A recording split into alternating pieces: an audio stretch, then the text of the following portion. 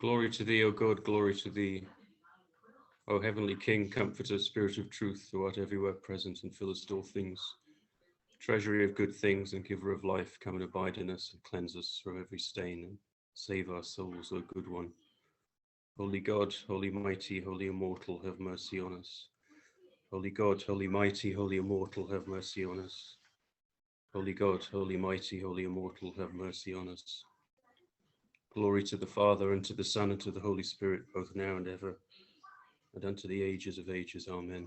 O Holy Trinity, have mercy on us. Lord, wash away our sins. Master, pardon our transgressions. Holy One, visit and heal our infirmities for thy name's sake. Lord, have mercy. Lord, have mercy. Lord, have mercy. Glory to the Father, and to the Son, and to the Holy Spirit, both now and ever, and unto the ages of ages. Amen. Our Father, who art in heaven, hallowed be thy name. Thy kingdom come, thy will be done on earth as it is in heaven. Give us this day our daily bread, and forgive us our trespasses, as we forgive those who trespass against us. And lead us not into temptation, but deliver us from the evil one. Lord, bless this gathering tonight as we study the work of your servant Thomas. Make the discussion a blessing for everyone. And we ask in Jesus' name, amen. Amen. Thank you, Jim. It's wonderful to have a different voice, a different tradition to invite us into different ways of coming to understand that which can be understood, which Michael Polanyi has a rich connection with the East as well, which is important for what it is we're doing. So our text today that we're looking at is this piece written by T.F. Torrance, which appeared in the Journal of the Michael Polanyi Society, which I'm a member of the Polanyi Society. I have an article in that on Michael Polanyi wrote an article in 1947 on the nature of belief. And I kind of took the picture of the metaphor of a chess game, that he was still functioning within something that set science against faith. And I suggested to really do what Polanyi wanted to do and what T.F. Torrance wanted to do, we have to change the rules of the chess game. And we have to assume that everyone is trying to keep as many of the other players' pieces on the board as possible, and to move all your pieces across the board.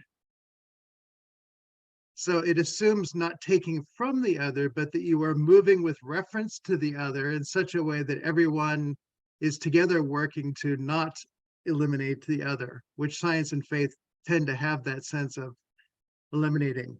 I've never gotten any feedback on my article, but I think it's an interesting concept to ask, how do we change the rules and such things so that what Michael Polanyi was doing, as well as T.F. Torrance, begins from a different place in the adventure of what it is that might be called faith. Ryan, good to see you. I'm supposed to ask the name of your baby. I do have a 2-month-old named Torrance. Aha. Although, please don't expect too much from me. I've only dabbled here and there. We only expect that you show up and you have questions that draw us into the mystery. That's all. I'm happy to participate that way.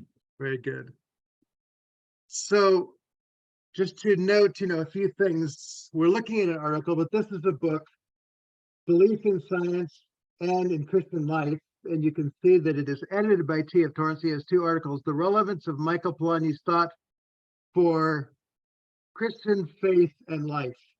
And so it's not a huge book, it's 140 some pages, but it just is one of many things to show the impact that Michael Polanyi had on the work of T.F. Torrance.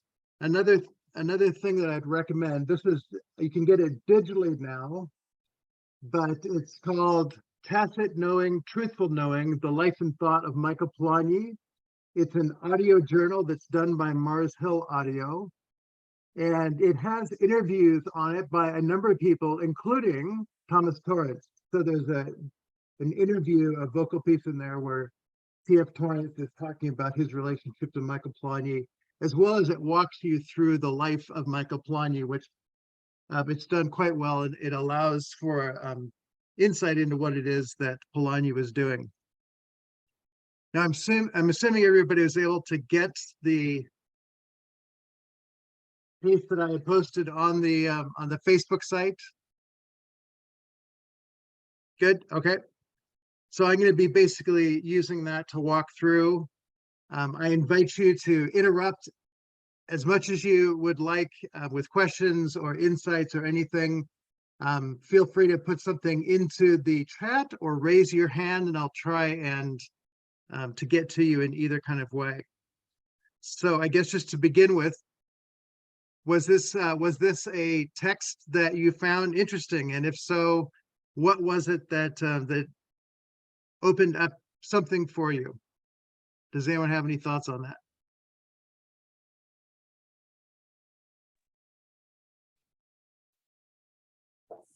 Okay, Ted and Bill, you've both unmuted yourself, so whoever wants to jump in there. Go for it, Ted, Bill.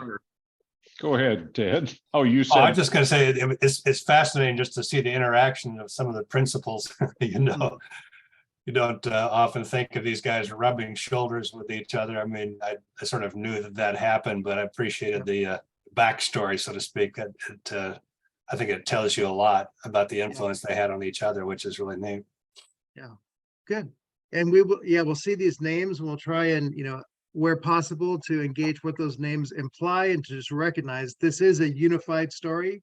Yes. It's not just about Michael Polanyi. It's not just about T.F. Torrance. We have other people, including Einstein and others, who become, part of a story that's woven together that isn't often seen woven together. Bill, what do you got for us? it's just this idea of heuristic theology that gets my attention. I mean, Torrance used the word in the context, I thought I had that here, of the intro to the book we're going through, the Christian Doctrine of God.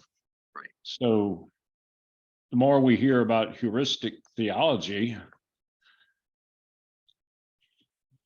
And what does the word heuristic bring up for you in terms of a mental approach to something that's going on?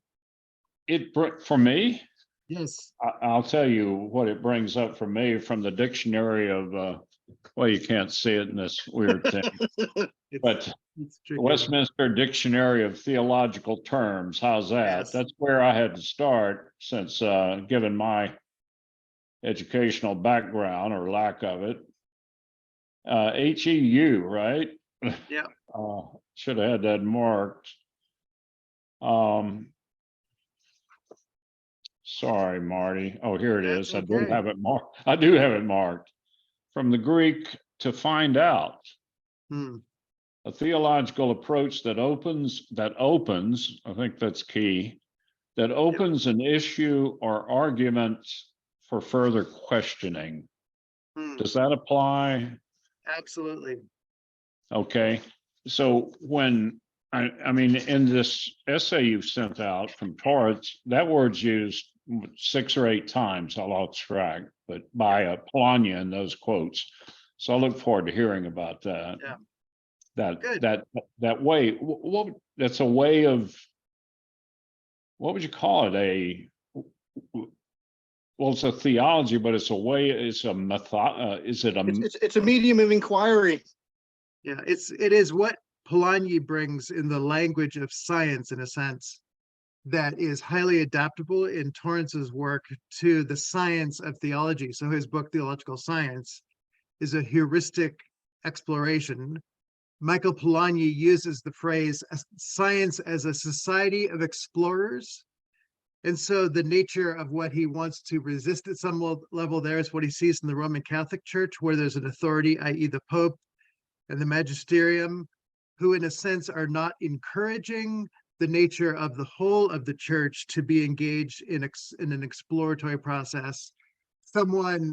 One or a group have been given kind of the right to dominate and tell others they're right or wrong. So Polanyi, influencing T.F. Torrance, is saying when we submit to the nature of authority itself being God, then we are in a journey of discovery. We are a society as the church exploring the one who's given himself to be known in the person of Christ. I'd be curious to hear, Jim, your thoughts on in what we might call indwelling an icon, what it means to observe an icon in such a way that it's heuristic in discovering what is it that happens when we are entering into that which icons invite us into, which I would say, and Polanyi, I think, would agree with this, is an indwelling or heuristic exploration of the nature and purposes of that which is represented in the icon through the icon. Do you have any thoughts on that?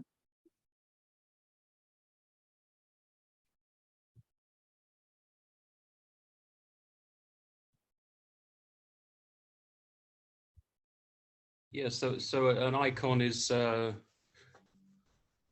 it's like an invitation into the divine. Those are lovely words right there.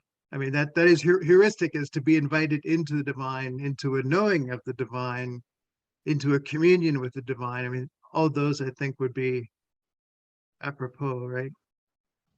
Yes, yeah. Yeah.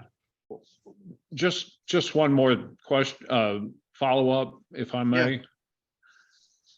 I recently read an author in a book for which you did the forward, Marty, T.F. Torrance in plain English. And every time he quoted the word, he cited someone using the term heuristic. He put in brackets personal. Now, that doesn't seem, given what we've said here already, to be precise. Is it? Well, it is moving us away from an impersonal knowledge of the world. So to say science is generally seen as the study of the impersonal world, the study of objects, hence impersonal.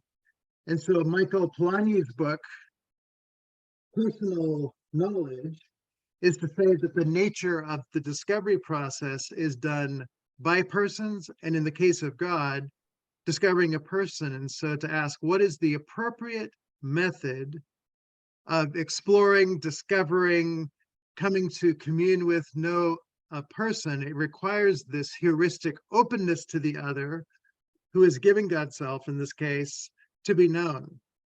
And so the nature of that term as it's being used in that book, reflecting on the nature of T.F. Torrance's work, is to say, for T.F. Torrance, scientific theology is moving away from merely studying the world of objects, that the world of subjects or persons is just as appropriate a study, and maybe even more, if the God who creates all objects is the source, sustainer, the one who gives life to all things, then science should appropriately be in a discovery process about the one who is the source, as well as the object that is created by that creator. So the book that I'm working on T.F. Torrance, The Science of the Personal, is to say from the very beginning, we have chosen to be one-eyed. We are only looking at the world of objects. We are not looking at the world of persons, and recognizing that knowing persons, knowing your family, knowing your friends, knowing through writings those who have been great thinkers, that there is something about that is part of the object of what knowing means, and science means to know. And so if we're just choosing the objects of the world that can't talk back, and just not choosing to deal with this whole dimension of our human life, when somebody chooses to only give you half the truth, we generally call a half-truth a lie. And so what T.F. Torrance and Michael Polanyi are doing is saying, if we're going to actually be true scientists, we have to include all of that which can be known by humans, with a humility that as a community of learners comes and allows ourselves to be taught both by the objective world, but also by the personal world. And that means God, that means other human beings. So we are positioned in such a way that we're taking down the barriers that keep us from a truer understanding both of who God is, but also who we are. And so to say the modern world that is scientific and dismisses the nature of who God is a world that chooses, and here he goes into the whole history of Newton and breaking the world apart. We are choosing to build a foundation on something that fragments, and each person in a sense seeks a truth of their own that doesn't bring us together in a foundation of something that is true about the world, which we don't own, but we indwell. So the heuristic process is both an individual task, but it is more broadly, as all science is, a community task to always be correcting, exploring, asking better questions so that we never assume we've reached an end, but that we're always in a process of growing into a knowing of that which can be known. This is where Actually, Marty, Kerry Magruder, with his study of geology, is so wonderful. You know, you see a rock wall there and go, huh, rock wall. And then a geologist walks up and says, do you know the story here? Tell me about that. And begins unpacking the strata of all the history of what is there, the nature of fossils and erosion and formation. And suddenly you're taken back into centuries and millennia of a story that is huge and grand. And the geologists probably say, and I'm just beginning to discover all that is here. Right. And that is the attitude at some level, maybe, of the church that T.F. Torrance wants to invite us into. And that Michael Polanyi was one of the people who just kind of opened up the depth and the breadth of what that exploratory process might look like. Dwayne, did you want to say something? yeah, I just wanted to comment. The thing that struck me about that letter, you know, it's like most of us in our struggle. Polanyi's surrounding himself this way with his friend who actually he believes understands him or gets him.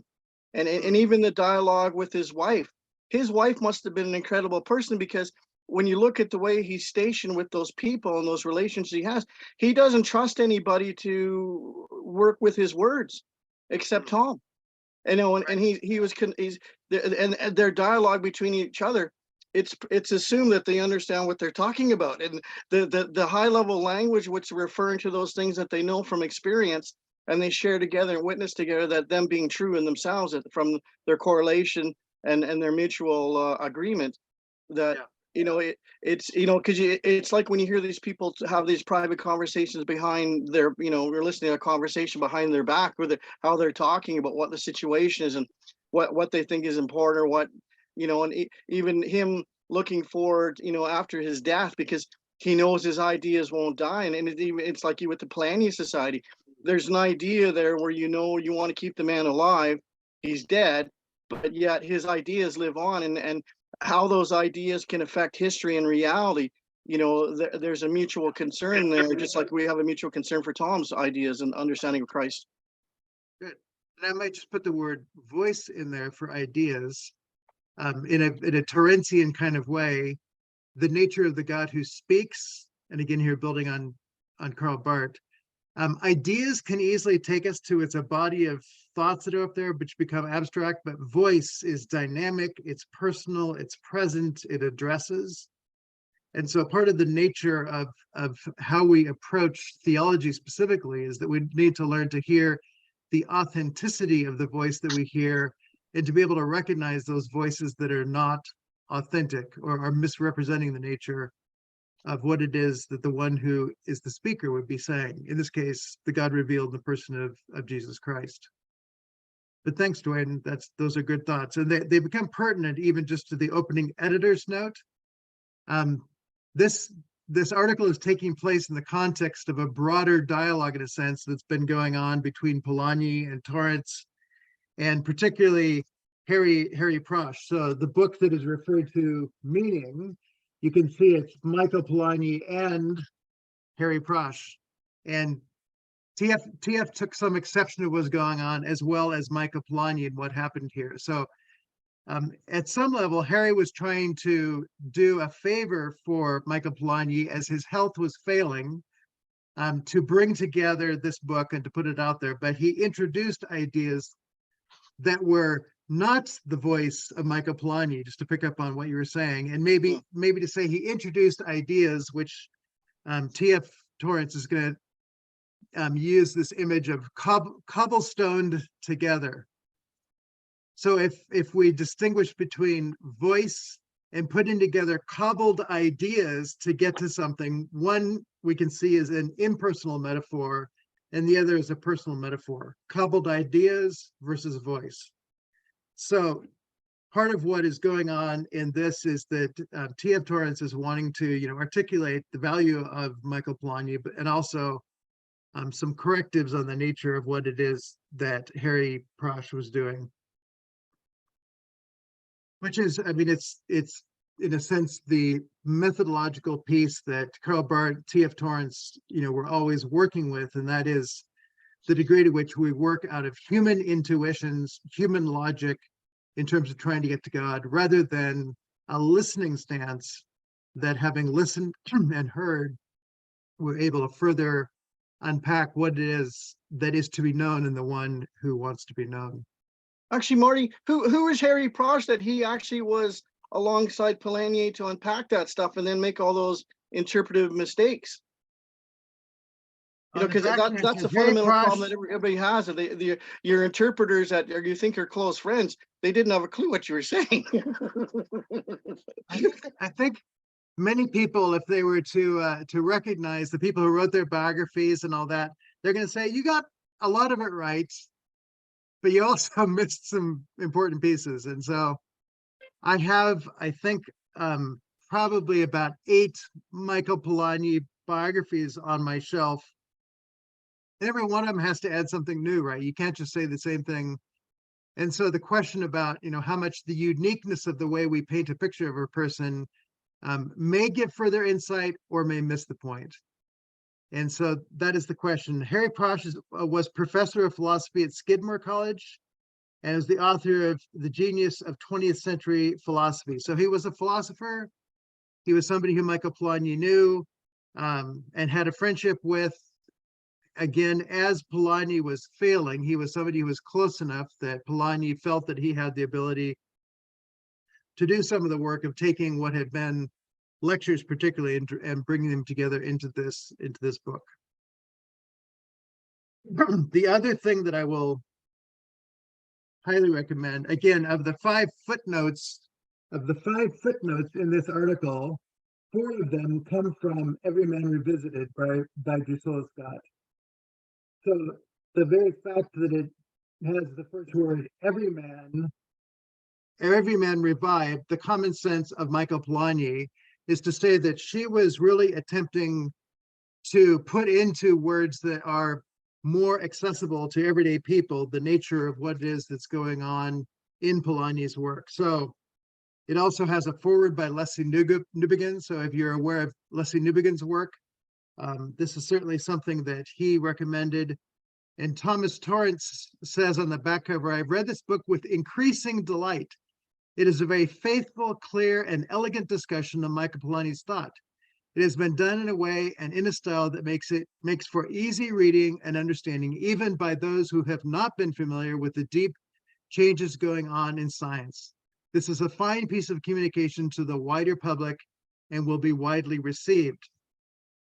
So the question, have any of you heard of this book before you read mention of it in this article? Young, you've heard of it. Good, good.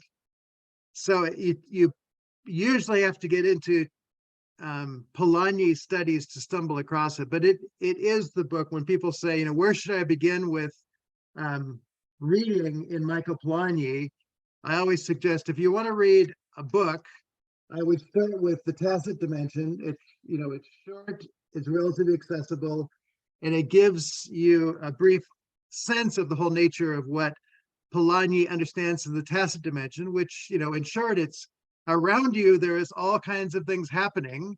And if I say, what is the temperature? You might look at a thermometer to get the temperature. You focus on that aspect. If I ask, what's the level of light in the room where you are? You could look at, I can't remember what the name of something is that measures the light, but each one of those things is going on and you're aware of all of it. Science, in a sense, chooses to name each of the elements that's there, but the whole is the tacit dimension, and the ability of our paying attention to particular aspects would be our indwelling of that. And we can indwell all of these dimensions, many of which we are not aware of. If there are 10 people in the room, they have a tacit presence in a sense, and you may speak more or less depending upon the nature of your relationship to those persons. So if they're all PhDs on a subject you don't know about, you're likely to be quiet. If they're students who paid money to be there to listen to you, you're likely to be quite verbose and really wanting to invite others into that. So there's a tacit dimension of what's there that's just one piece of all that's going on. So Michael Polanyi's statement, we know more than we can say, is to say the tacit dimension is always there, but we don't always have language for all of it. We never will. And that's where the heuristic piece becomes an opening to just say there's so much more there. It's partly learning to pay attention to all of it. So if you take a statement, Jesus is Lord, or the opening of the creed, we believe in God the Father Almighty, maker of heaven and earth, you could think, okay, that's it there. But if you say, what does that mean? Well, Karl Barth has 4 volumes, Church Dogmatics 3, CD3 has 4 volumes that are all basically an unpacking of the statement of the creed. We believe in God the Father Almighty, maker of heaven and earth. So that's a heuristic engagement with the nature of something that we know the phrase, but to really explore what it is that's going on, that is to indwell the tacit dimension of what is there, even in a statement like that, that's pointing to the whole nature of the created world, but only by beginning to look at the creator. So to say, if we just look at the created world from our perspective and not through the vision of who is the creator of this world, we're going to select things that we like that make sense to us. And this is one of Polanyi's critiques, is that every scientist has selected what is their interest in science, and so they focus on that, and they may have a respect for other scientists in different disciplines, but they don't know everything in all of those. So the scientific community is a huge community of people who have a commonality of having an orientation, hopefully to know and understand the world in which we live, and to provide for other people an understanding of that world. And to say that Torrance is inviting theological science is to say theology has a role in the broader community of science to also pay attention to the God who created all of this. And again, in the history of universities, most of them begin with departments where theology was the queen of the sciences, and all of the other sciences were understood as something under the rubric, under the cover of what it is that theology, the God who creates, has provided in understanding the natural world. So John says, reminds me of Psalm 19:2, day after day uttereth speech, and night unto night doeth knowledge. Absolutely. So the nature of the world, it gives something, and T.F. Torrance has said, and we in a sense become the priests of creation. We give language even for the world to mediate a response for the creation. So there is a dynamic of dialogue that even sees the created order living within the dialogue and dynamic of God's giving, and the human response also invites us, and this is probably out of the opening chapters of Genesis, that dominion isn't to dominate, it's to act as stewards, priests of creation at some level, in response to all that God has given in that. Which is your favorite Polanyi bio? Well, Blog. I would go with that one. Who is the author of, Howard, you're asking? I'm not sure. The author of the book, yeah, that one you just showed us. So that's Drusilla Scott. Oh, Drusilla. Okay, Yeah, good. Thank you. I don't know, Tim, that I can give you exactly a favorite other than that book. I have referred to all of the other ones, but I haven't read them cover to cover in an evaluative kind of way. So I will humbly back out on that one at that point. But anyway, I would recommend Drusilla. So again, just looking at the article, readers should recognize that Thomas Torrance's comments here are part of a many-dimensional discussion reaching back several years and including several discussants, people who have been brought to the table. Much has been said and written about what Polanyi says about religion and what it means, as well as Polanyi's own religious commitments, which we'll look at those as we go on here in just a moment. In his introductory letter to the editor, Dr. Torrance, as T.F. Torrance, identified the following essay as a very personal contribution. So, I mean, it's one of the nice things about this particular piece is that T.F. is not always noted for personal pieces that are there. Ryan's going to bring up his Torrance in such a way that there's a language and all kinds of things because of his study of Torrance to live in the realm of the personal. Right, Ryan? Perfect. Okay. So the nature of this personal contribution is living within a pretty academic study. And again, the title of the journal that is here, TAD, Tradition and Discovery, which Bill, heuristic is what's all behind the word discovery that's in the title of this journal, that the Polanyi Society acknowledges at some level tradition, the traditions of Christianity, particularly I would say Orthodox and Protestant, but also that discovery maintains a sense. So it's not tradition over against discovery, it's that traditions give us the very framework within which the discovery process happens. And good science always affirms that which can be affirmed, but also leaves an openness to discover all that may be discovered. So that's one of the things that I think really attracted Torrance to Polanyi. So there are some earlier tradition and discovery pieces that are part of this. Those can be accessed on the Tradition and Discovery site. If you go to the Polanyi Society, there is a site back issues that one can go back and look at those things.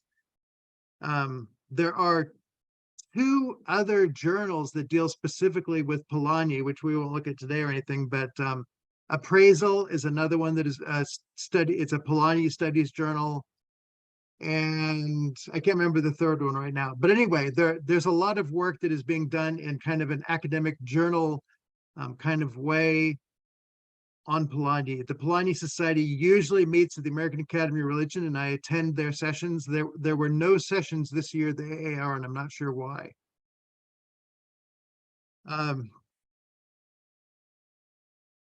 As it goes on, there's this mention of this book, Theology in a Polanyian Universe, The Theology of Thomas Torrance by Colin Waitman. Now, as you can see later on, Torrance didn't particularly like this book.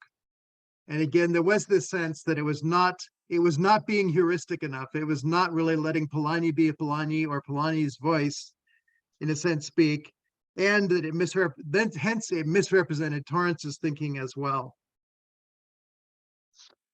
So again, these people who write books about people like, T.F. Torrance and try and do just Polanyi, they miss all kinds of other things. So it's the value of recognizing the broader story within which each of these figures is represented, and to keep asking the question, are we getting it right? Are we getting the person of Jesus right? Are we getting T.F. Torrance right? Are we getting Michael Polanyi right?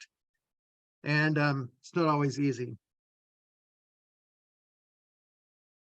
So you can see that some of the issues that have been there, that have been addressed, that are being addressed in this, go back to the history of this book, and then Harry Prosh's work in the book Meaning. So these are all part of that clarifying conversation. So to say heuristic, like the word dogmatic for T.F. Torrance, dogmatic is not coming with dogma.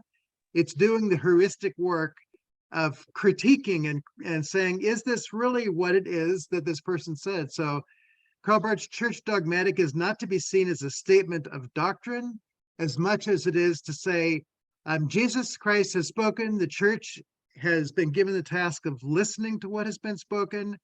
Let's make sure that we are correcting along the way those things that are misspoken, by Catholic, Protestant, whoever might speak it. Let's point those things out by calling us always back to what the true voice has said, so that it shows up the nature of that which is an adventure in missing the point. So heuristic and dogmatic, I think, both have that corrective dimension as well as the investigative dimension. Yep. It's just Torrance's Theology and Reconstruction. Yes. This book, he's a paragraph here starts off talking about Polanyi's logical gap. And the last sentence Torrance says in relation to heuristic seems to tie it in with metanoia. Yep. Which is interesting to me. He says, do you mind if I read it? Just one sentence? Please, yep. That is to say, in theological language, we have to bear witness to the divine truth and try to get from others a genuinely open hearing.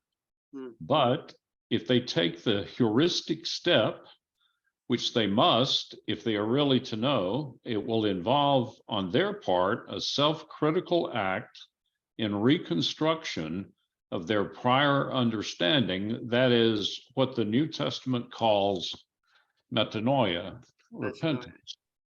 Yeah. And if you just take the word metanoia, meta, change, noia, mind. Change way of thinking. Paranoia is your mind being afraid, right? You're alongside a parallel. You're outside of your rational mind. So metanoia is a change of mind, but Right. as is pointed out in this sentence, your mind is being changed by reality, not by somebody's logical proof, right? And the day somebody says to you, "You are my friend," and you say, "Well, you're my friend too," you may have thought they're a nice person, I like being around them, but the day that those words come out there, there's a metanoia that happens because the words have been spoken and you recognize that this person deems you their friend, and you have a sense, well, you're my friend too, and I've never quite told you that. We could assume it, but that's the corrective, just maybe I am, maybe I'm not.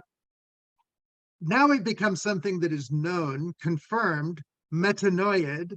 Our thinking has now been aligned to the reality instead of just guessing or not having a solid understanding of what's going on. So to say all of science is metanoia. It's our looking at the world, the objective world, and allowing our mind to keep being changed in the light of what is there, to understand what maybe was beyond our sight, but our mind is changed so that instead of saying sunrise, sunset, we go, the earth is actually going around the sun. That's a truer, and so I won't just look at the sunset and think that in fact it's the sun going around the earth. I will allow my mind to be changed to say, it looks like it's the sun that's moving, but it's not. And we don't appreciate the sunset any less. It's just that our thinking has been aligned with reality. So metanoia is the aligning of our thinking with reality. And the nature of what we would say a good theology is not going to focus on ourselves, beating ourselves up or trying to perfect ourselves or anything for God, because that's not aligned with reality. The God who has already acted towards us, already loved us. When we acknowledge that, then we are being conformed to the image of the one that created us. Our thinking and our being is being aligned to what Christ has done for us in his own person, self, activity, all his way of being. So when we try to convince people with proofs to make them believe something so that they will repent, there's a tragic irony built into that, right? Is that they're trying to do something, they're trying to prove, when in fact they have been made the judge. And the confession, Jesus is Lord, is to say, I give up being the judge, right? So maybe also in the sense of recognizing. Yeah. Recognition is a nice metanoia word. I finally recognize what's going on here. Yes. Is that acknowledgement that I hadn't seen, but now I see. Yes. And again, the classic, what I call tragic reading of the gospel recounting of the parable of the prodigal son, where it says, and he came to himself. Some people would say, that was his moment of repentance. He came to himself. I'll just go and tell my father, I blew it. I'll just be one of your hired servants. The only change of mind there is really that he's gotten desperate to the point that he's willing to lie to his father and go back and try and connive, convince in a way that he thinks that he will still be able to manage the situation by adjusting his behavior and his words. But to say, if there's a metanoia that happens, it's when he is silenced in the arms of his father, who runs to him, embraces him, and discovers, I never understood the depth and amazing wonder of the Father who has embraced me in spite of all that I have done. There aren't words there. In fact, the Father shuts down any words that might be there.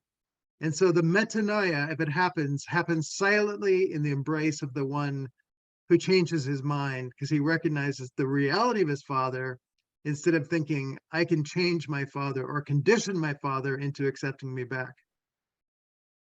So it's the Father who metanoias the Son, right? Yes, So, when you recognize something, you don't necessarily have the words. You are very unlikely to have words. Words can help. Words can also get in the way. And that's why it's wonderful to read stories by great authors who are able to sometimes find a word, but you can't just use that word outside the story sometimes, because sometimes the word has taken on so much richness because of the story that you need that word within the story to actually give it the meaning that it has taken on. So our dictionary definitions of words sometimes are just entirely out of context. When I have students who write papers on faith, the faith in Paul's usage, and they bring up Webster's dictionary, it's like, what does Webster know about the biblical context of Paul's use of the word faith? You've got to go to Paul and understand in his context how he's using that term. So we always have to be wary of our dictionary definitions and ask, to what degree are we being faithful to the context in which the writer, the voice of that person, is using this term? And what depth has it been given that we need to pay attention to get what it is that's really going on? And that depth piece, that is the heuristic exploratory process. So Ted says, what do you think of Richard Gowick's assertion that Polanyi's view is that all intellectual disciplines, theology included, are inherently heuristic, thus providing the possibility of novel discovery through an openness to continual exploration, thus opening us to a sense of dynamism and mystery? I very much affirm that position. Does that sound right? Yeah. Yeah. And I have a number of Gelwick's works, and Gelwick is somebody who I think is a pretty faithful reader of Polanyi. So this whole sense of asking the question, what does it mean to be human and knowing, which science, it is scientia is just a Latin word for knowing. We've given certain priests the ability to tell us what true science is in a way that becomes a kind of dogmatism that shuts down what he's talking about here, shuts down the process of discovery. Instead of saying, let's discover, but let's be a community that keeps checking on that. And I think that's what, a lot of scientists fear, and people fear of science is, well, science is going to just shut me down, right? Instead of, I want to be in a church, a community where we are always exploring and we're always asking, is God really like this? Does Jesus really say this? I mean, I know what he says here in the Bible, but does he mean this? And that we would be in that process of conversing as to what it is that's going on there, and to be able to say, that seems true to the nature of the Father. And if somebody says, Jesus hates me, I've had a horrible week and he's taken everything I have, he must hate me. It's like, Well, I can see where you might, based on your experience, come to that conclusion, but the one who we call Jesus was sent by the Father who gave everything for you.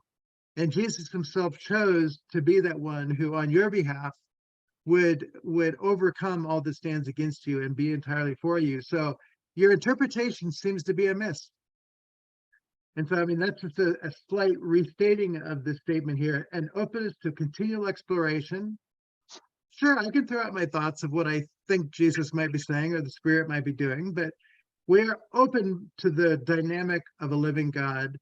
But it doesn't mean that we don't serve as a community that's always saying, let's make sure we stay in an attentive and appropriate listening stance.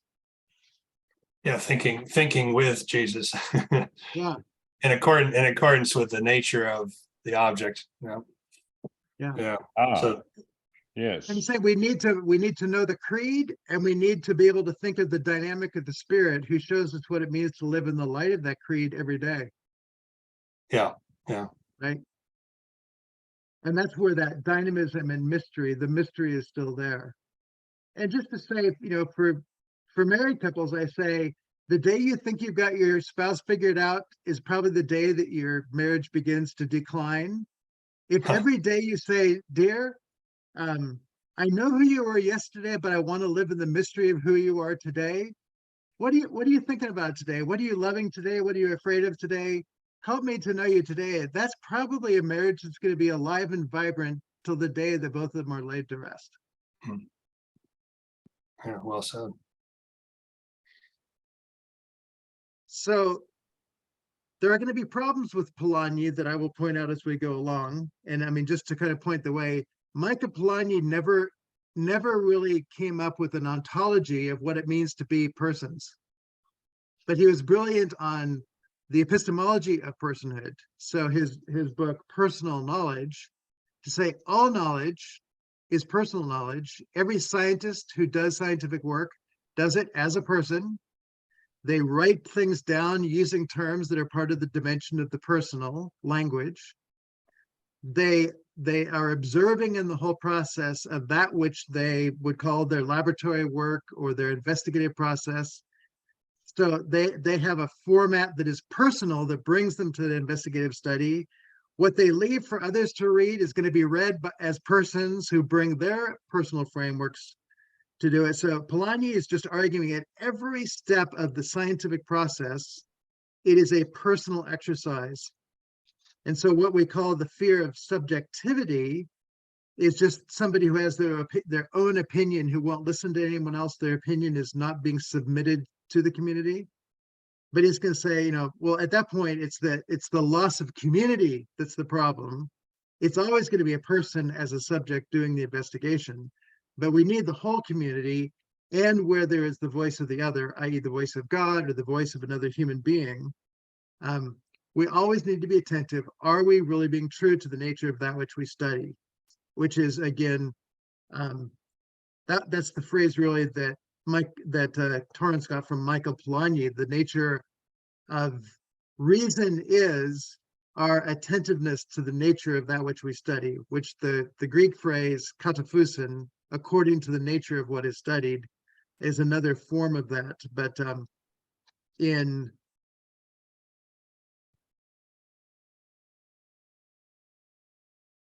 Elmer Collier's book on reading T.F. Torrance, he says, the cornerstone of all T.F. Torrance's is, and he puts out this phrase, he doesn't quote it, but it's a direct quote from John McMurray.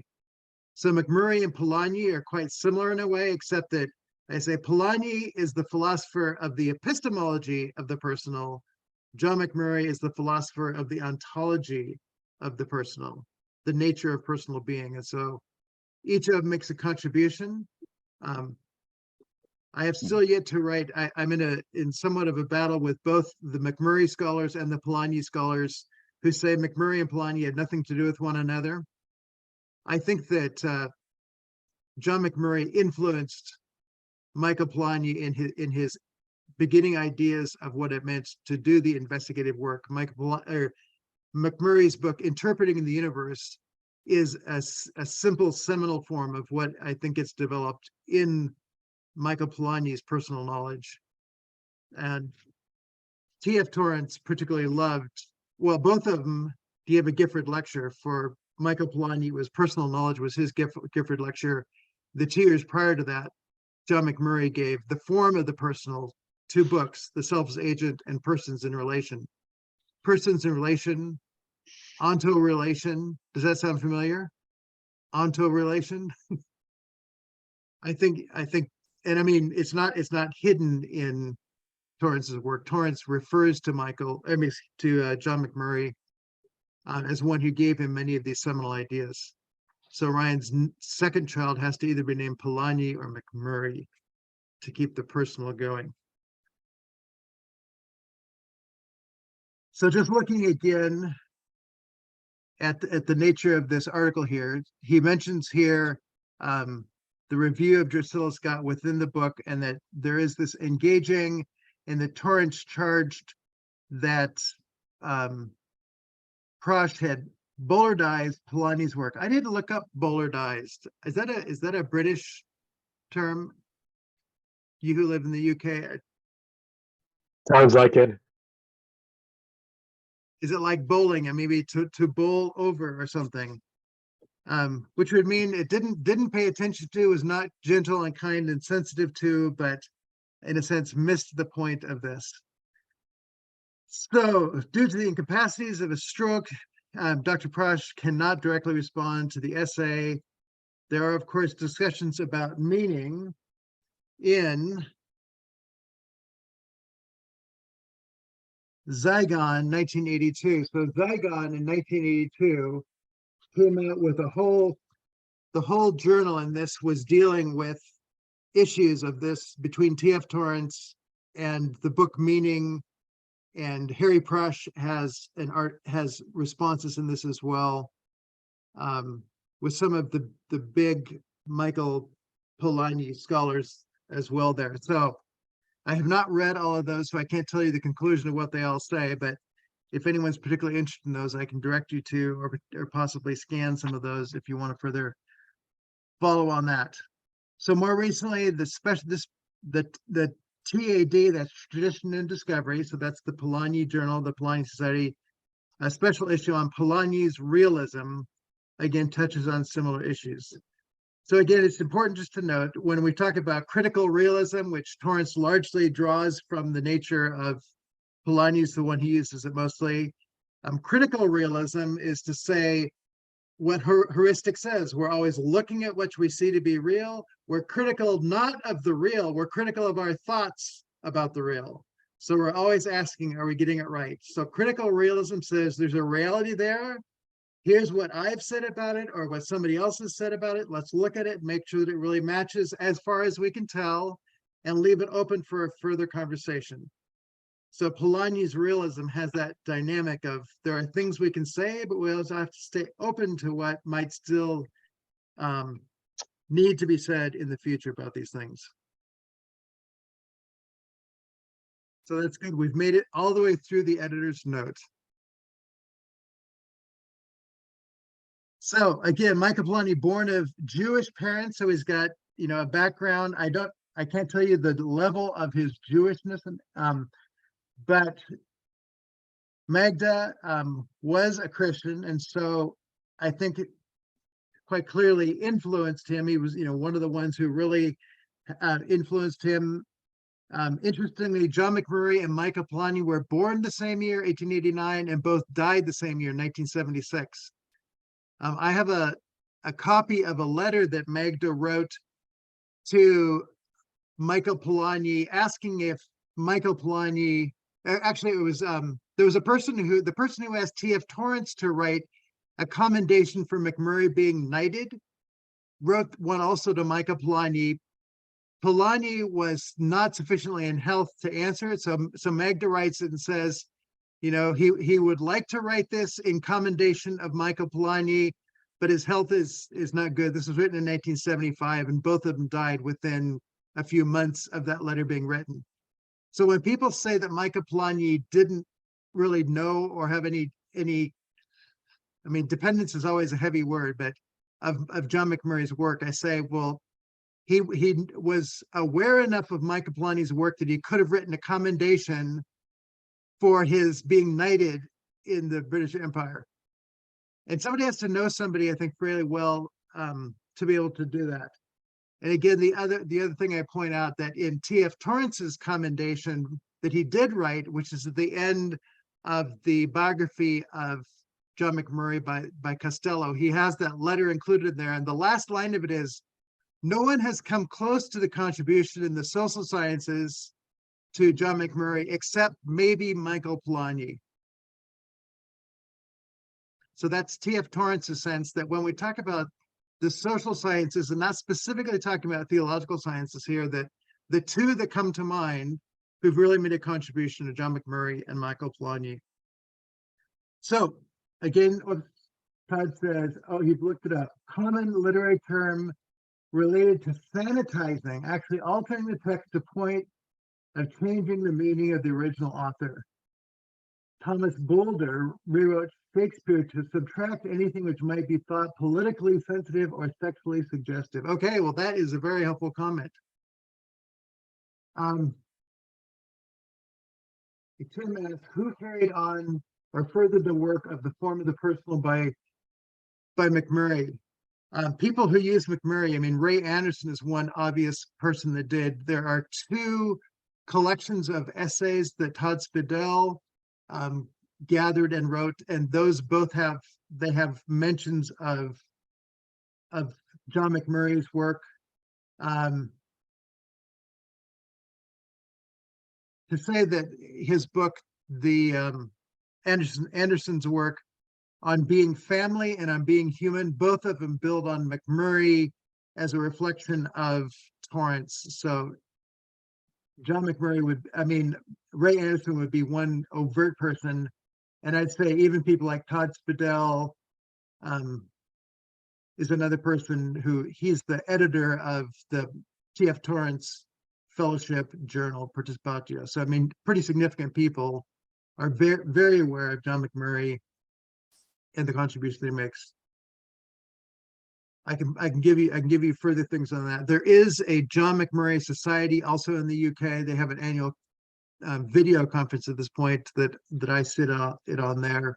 It's not specifically theological. They also deal with education and politics and a few other subjects as well.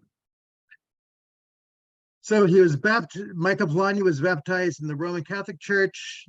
Torrance says, when I came to know Michael and Magda, I realized that like her, he was a Christian believer, but claimed that he did not have a strong feeling or urge towards Roman Catholicism. For in Hungary, he felt that Catholicism was tarnished by an unfair treatment of the Jews. So he has a Jewish parentage. So again, so many stories are caught up in the tragedies of family stories, the nature of the communities that surround us. And so, I mean, that is part of, I think, the best of what I would call ecumenical evangelical work, is to say, we value the gospel for all communities, invite them all to live in a way that the person of Jesus is the center, and that it's not our traditions that we focus on as much as the person of Christ.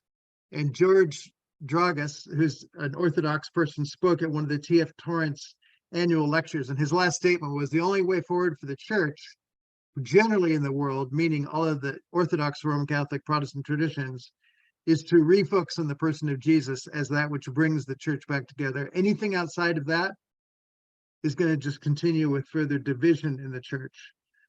So the nature of Polanyi's own background, he had issues that he had to work through to get to where he could, but he felt differently about Protestant Christianity, but was shocked by what he found in Germany. So, Germany in these years, of course, we have World War I, World War II, with German implications of what's going on.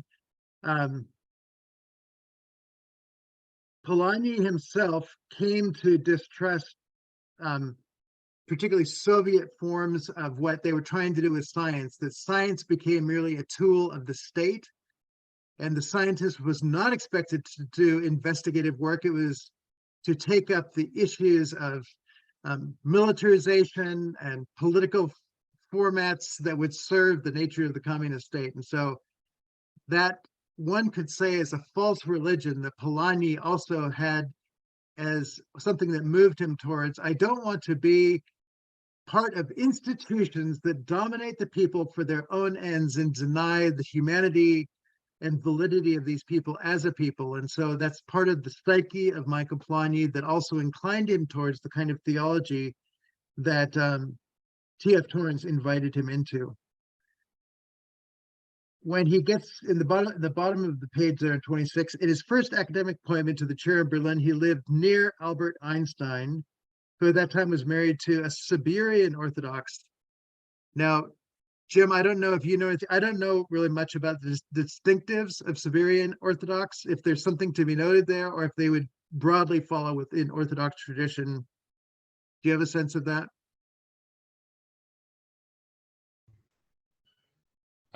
Yeah, broadly the same, I think. Pretty similar to the Russian Orthodox Church. The Greek and the Russian churches are, you know, more or less the same. There's differences, there's sort of cultural differences, but I don't think there's any doctrinal differences. Right. Very good. So the nature of what he would have been exposed to with this scientist would have been, in a sense, maybe the best of what Orthodoxy might offer. She was a scientist, the one who Einstein married, and so he was exposed.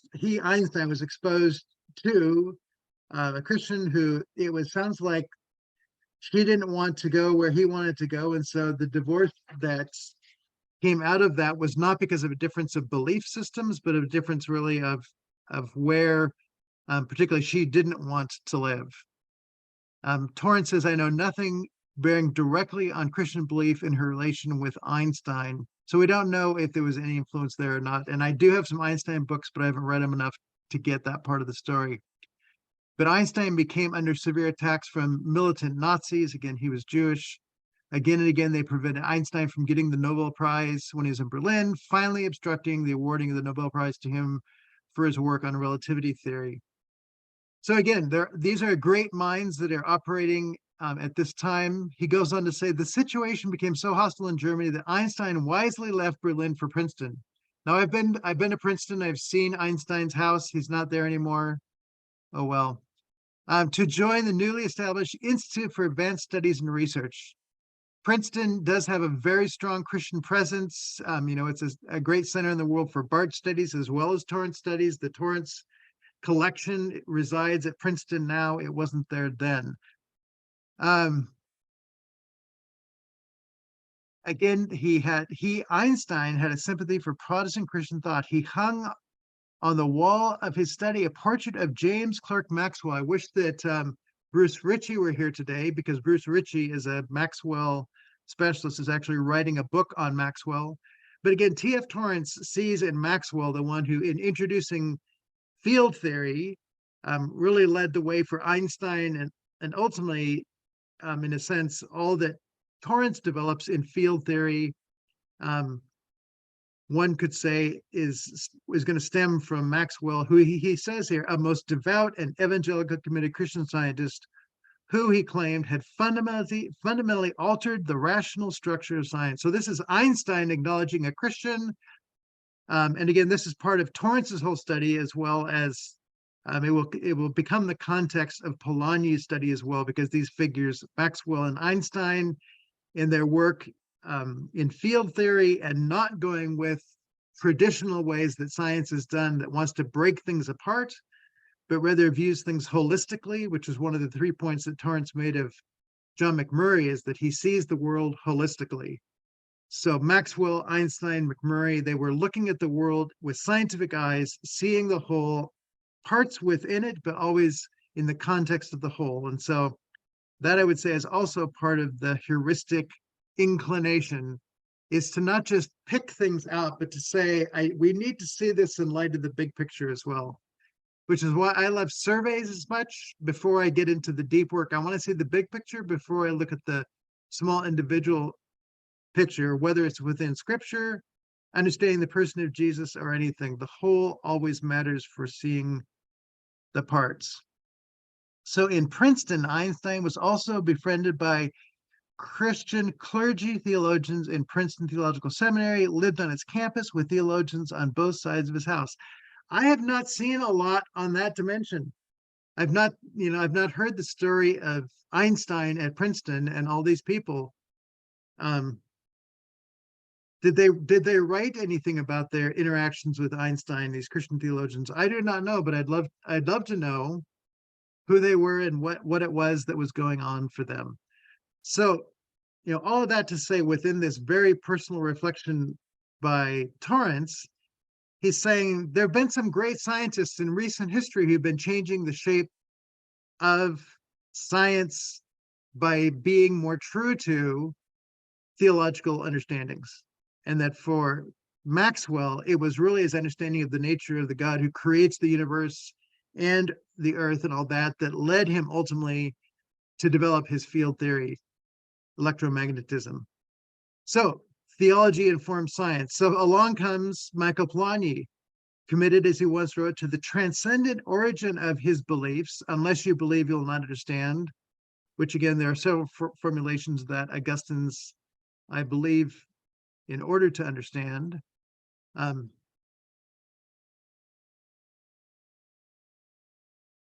Barth,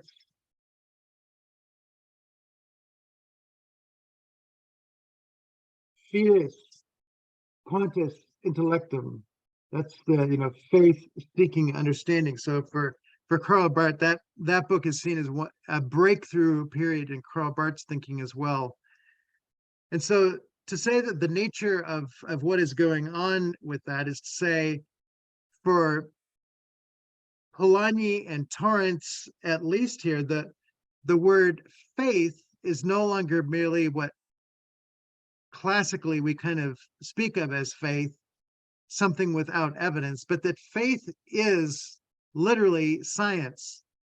Faith is the heuristic movement that acknowledges there is something there, and when I acknowledge it's there, then I can investigate. I can find language and words to further investigate what is there. So faith-seeking understanding is the science of understanding the whole world as we find it in an investigative process to be open to.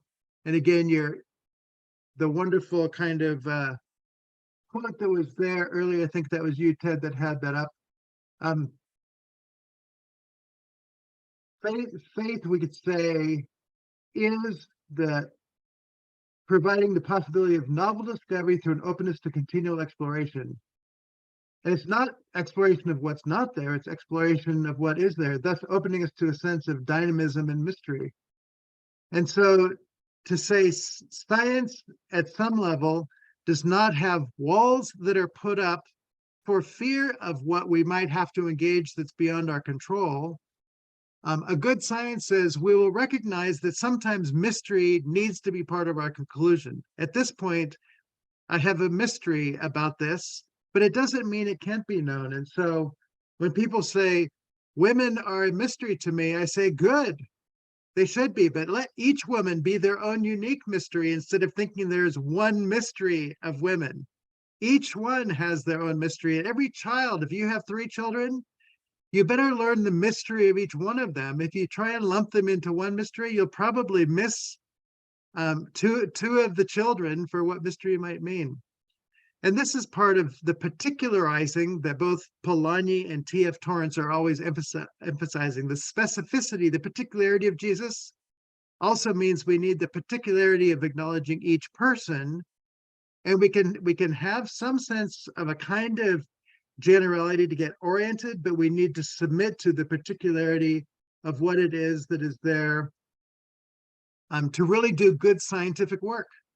Otherwise, our generalizations will become abstractions and things that aren't true about the nature of these particular ones.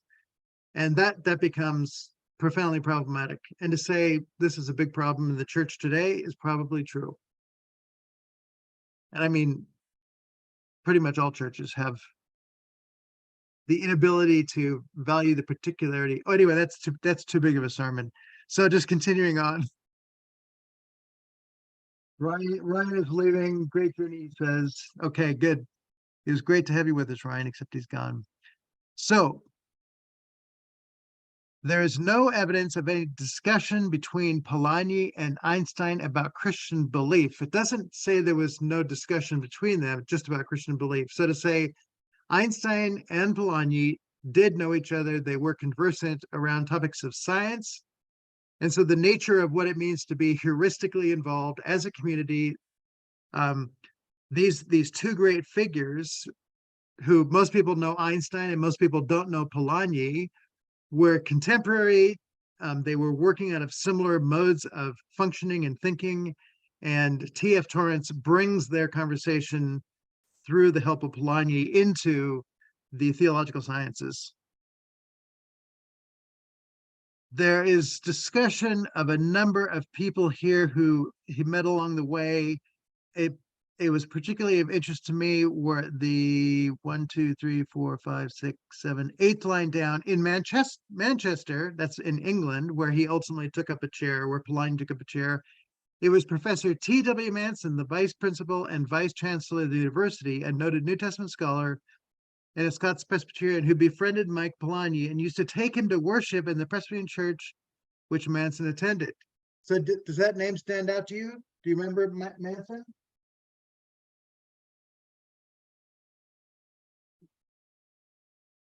I have about 7 Manson books on the shelf there. But again, a few months ago, we looked at Manson's Jesus and the Christian with an introduction by T.F. Torrance. So Manson was good friends with T.F. Torrance. So again, just to see the community dimension here, to say Polanyi's community or society of explorers, it was living here in this time as all these explorers are coming in and stimulating and opening the doors for one another to see that which otherwise might not be seen. And that T.W. Manson, who, Bill, I think it was you who pointed out, said, T.F. Torrance said, I look to T.W. Manson is, in a sense, as my spiritual father. So just to see the importance for Torrance, but also for Michael Polanyi of this person who, again, I think there are very few people that I know of who read T.W. Manson, and here he was as somebody who lived and engaged and befriended and made a difference in the lives of these people. So I just want to acknowledge the scope of a scientific community, that taking somebody to church can be a heuristic act of opening them up to a discovery which otherwise would not be possible. Which I don't know that we think of what it means to bring somebody into a community of faith as having that heuristic dimension, but it might be a good thing to explore. As a Christian believer, Michael Polanyi took God as real and worship is important, and often referred to the latter also in the Pauline conception of salvation by grace as analogous to the process of scientific discovery. So the whole nature of grace, to say God gives God's self to be known, there is that which is put before us, which the heuristic discovery, faith, acknowledges, affirms, and lives in the light of that reality. So Polanyi was living into this, and some people use the word integration here. I attempt to avoid the word integration and rather use the word contextualization. The nature of the scientific process of God giving God's self to be known creates the context within which our coming to understand, hence our science, finds its meaning and root. There is a contextualizing of our science within the work of the revelation of God in the person of Christ. That isn't an integration. And I often say when people talk about integrating theology and psychology assumes an individual with thoughts, feelings, and behaviors. Theology assumes a God who exists in relationship as Father, Son, and Holy Spirit, who gives God's self in personal relational ways in and through the Son by the Spirit to engage us, to bring us into a communion of participation in relationship. And so if you try and take the individual basis of psychology, which is built on looking for the problems in humanity, psychology does not have the resources to integrate with theology. But if you say there is something about the nature of theology, that we're made as persons to live in relationship with God and one another in healthy ways, it lays a foundation from which we can critique psychology and say, well, you're not an individual, and you are more than just thoughts, feelings, and behaviors. You are a whole being in relationship. And so we can expand, and if we use the word therapy, we can do therapeutic work on what is ailing human beings in the ways that they are defying what it means to be humans created by God, and recognize that there are breakdowns there. And we can call it sin, or we can call it addiction. There are terms we can put there, but we have a context of theology within which to ask questions about the dysfunction of the human. And so Polanyi, I think, opens up for Torrance and for me and others who are attempting to do some of this kind of work of saying an appropriate theological heuristic investigation doesn't usurp or set aside science. It invites a more proper science, even of the nature of persons and the therapeutic care of them. So I'm talking a lot here. Does anybody have any thoughts that are jumping out at you as we're going along here? Yes. Go for it, So Bill. to take a heuristic step or approach is it not simply to be open-minded to change? Well, I would remove the word simply. Okay, we can strike through that. Yeah. Can it be said? Can it be It is to said? be open, but there is a sense of openness that many people who say they have open minds have, but they have no desire to receive in their openness. And so they end up with kind of a stance of, I'm open to recognize people believe all kinds of things and I won't judge them. And I'm not going to say, I'm not going to believe anything either. I'll just kind of go along with the flow of life, which is a kind of openness.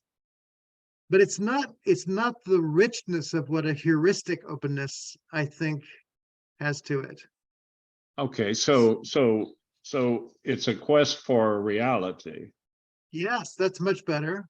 an open-minded quest for reality that's you're willing to change previous thought. Yeah. Previous. We allow ourselves to be transformed in the light of the reality that is there. Oh, okay. Yeah, that's Torrancean, isn't it? Yeah. We that we I've allow had students. Go ahead. we allow the reality to change us. That's right. That's exactly right. Yeah. Yeah. Yeah. So I've had students who say, do you have any suggestions on dating? And I say, yes, when you go on your first date, be yourself. Don't dress up, behave any different than you usually would, because the only way this person's going to see who you are, and if they want to have a relationship with you, is if they see you. Everything else is a non-heuristic, living a false persona, and that, in the sense persona is the mask, that later they're going to find out, you weren't there on that date. That was not you. That was merely your well-groomed mask. And so they're gonna have their metanoia, their change of mind when the mask comes off, and say, what have I done? Who have I married? What happened to that person who I fell in love with? Well, I was trying to, be nice to you. I was trying to be good for you and all that. And basically saying, I was unwilling to be authentic because I thought you would reject who I really am. And so I needed to give you something that I thought you would fall for so that you would be with me. And so, that is the opposite inverse of what we're talking about here, of being transformed by reality. If somebody shows up and you really like who they are, and you can see every step of the way, every day, that they're 100% true, speaking their good parts and their bad parts, and you fall in love with them for that, that's a relationship that's more likely to last because it's reality based. That's critical realism, right? Critical. I'm frustrated with this habit of yours, but if you can warn me or let me not be part of those activities, hunting or whatever, I'm good with that. I can let you be you if you can let me be me. Yeah, I can do that. Okay. There is a life of heuristic discovery that allows for an openness to not force the other to be something other than they are, to conform to me, but then I will live with an acknowledgement or recognition, to use Jim's word there. I will live with a recognition of who you are, and I can live with you being you and recognize that I still need to be me. And so I will appropriately live in the light of who you are without losing either respect for you or for myself.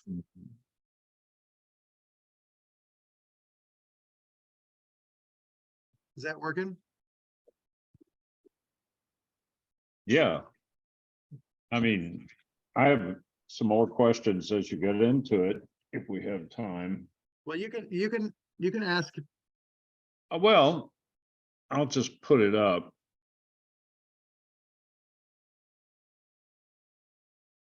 You just went on mute.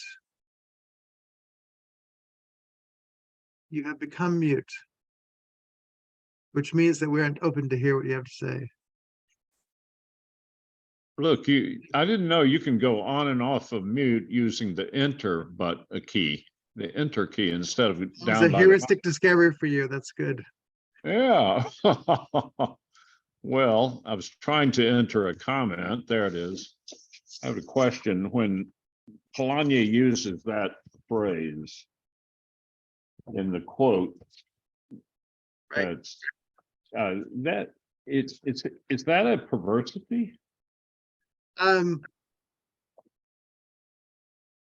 Where is that quote? And let me just see it in context. That's in the first, I think it's in the yes, it's on page 28. Okay. Second There it is. paragraph, bottom of the paragraph, the quote begins, he once wrote, Christian worship sustains, etc. Christian worship sustains, as it were, an eternal, never to be consumed hunch. Are you there? Yep. A heuristic vision, which is accepted for the sake of its unresolvable tension. It's like an That's part of the obsession. key right there. Sorry. That's part of the key, the unresolvable tension. Keep Okay. going. It's like an obsession with a problem known to be insolvable, which yet follows against reason, unswervingly, the heuristic command, look at the unknown. Christianity's sedulously fosters, in a sense, permanently satisfies. It fosters and it satisfies man's craving for mental dissatisfaction by offering him the comfort of a crucified God. Man's craving for dissatisfaction. And that's curious. Well, what you just said there, that's curious. Curious. Curious may be a way of understanding mental dissatisfaction. What? How do you mean? Well, mental dissatisfaction is, I haven't figured out the answer to this. Einstein kept trying to figure out how gravity worked, and he was trying to find out about light and time and all that. Oh, okay. His curiosity was a mental dissatisfaction with what had been offered. And the question I'm trying to figure out is whether or not his reading there of the comfort of a crucified God, at one level, it dispels our discomfort and brings us a sense of peace. But for Polanyi, there is still a sense. I mean, I don't know if you've tried to explain the cross to somebody who's, not been a Christian for a few years. Why did Jesus have to die on the cross? And for them, it's not comfort, right? But it calls us to ask the question, what was God doing? What was Jesus doing on that cross? And how in the world is it supposed to give me comfort? There is something about the needing to do a heuristic entering into the whole life of the self-giving of God, the nature of the wrath of God against human sinfulness, and God's act of fulfilling that it's difficult to have in a first conversation, right? It takes a heuristic dissatisfaction with what it is we know to really investigate into the fullness of what it is that's there. Does man have a craving for mental dissatisfaction? If you That's say what- we have we kill it out of our kids, but our kids have a curiosity about the world. And that's a So, craving. oh. Curiosity is a craving.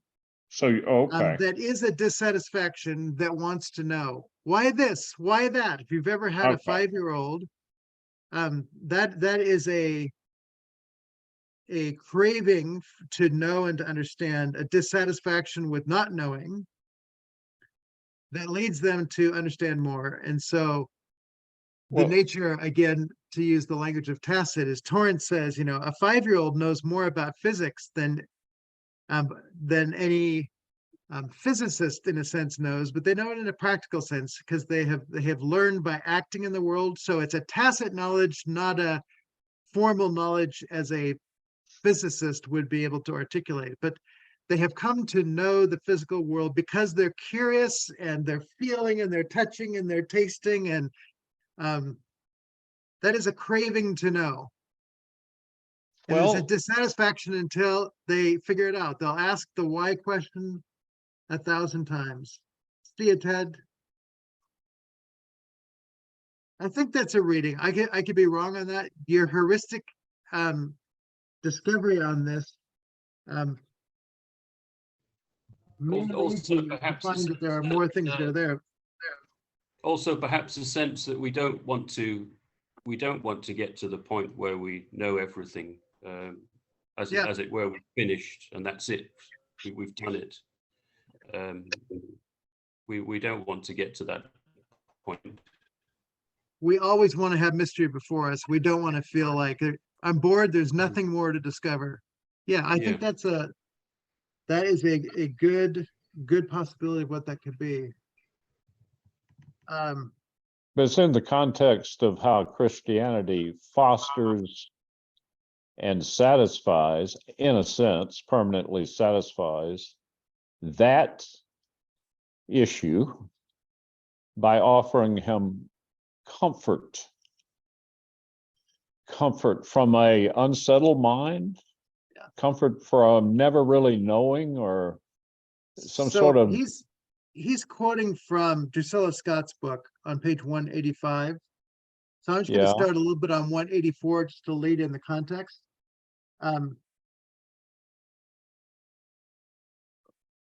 It would be possible to construct a scientific account of an event in terms of weight, volume, direction, rate of movement, and physical components without mentioning man, child, or purpose. This account would be accurate and not omit any physical change that took place, but it would not only be meaningless in human terms, it would be pointless in any terms except for its reference to the meaning which it omits, and which could not be discovered from reading the quote-unquote scientific account.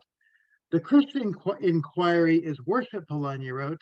It resembles not the dwelling within a great theory of which we enjoy the complete understanding, nor an immersion in the pattern of a musical masterpiece, but the heuristic upsurge, which strives to break through the accepted framework of thought, guided by the intimations of discoveries still beyond our horizon. Christian worship sustains, as it were, an eternal, never to be consummated hunch, a heuristic vision which is accepted for the sake of its unreasonable tension. It is like an obsession with a problem known to be insoluble, yet which follows against reason, and swervingly the heuristic command, look at the unknown. Christianity sadistically offers and in a sense permanently satisfies man's craving for mental satisfaction by offering him the comfort of a crucified God. And she goes on to say, an eternal, never to be consummated hunch is an unusual definition of religious faith and is not a description of a comfortable or static religion. The emphasis on the breaking out and exploring aspect of religion gives a picture which does not fit the public face of religion as we know it at all. So the broader sense is that Christianity done properly gives us a sense of something bigger and mysterious that breaks us out of, but gives us hunches that there's something more, for which the word curiosity may be not a bad word. It's an interesting phrase. Yes, it is an interesting phrase. It's an interesting condition. I wonder if I suffer from it. Maybe it's not a suffering. Maybe a child has an incurable curiosity that should not be cured. And to say that we teach them to be afraid of asking questions, of being wrong and all that, is the killing of that curiosity, which is part of the delight of what it means for a child to be a learner, a child who is exploring the world full of mystery, and that we lose that. And at some level, we lose part of what it is that a faith in the creator and the person of Jesus should be opening up again. So to say that children learn to fear, and that's a tragedy. And so to say when perfect love casts out fear, that's to say the fears that constrain us, when love comes to town, it should remove the fear of investigating what it means to be fully alive, as though it's like we become children again. For only children enter the kingdom of heaven.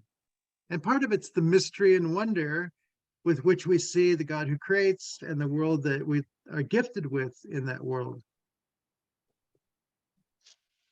Man's I craving. think, yeah, I think what this part to me is trying to get at is that from a Christian point of view, in a sense, we have the ultimate answer, right?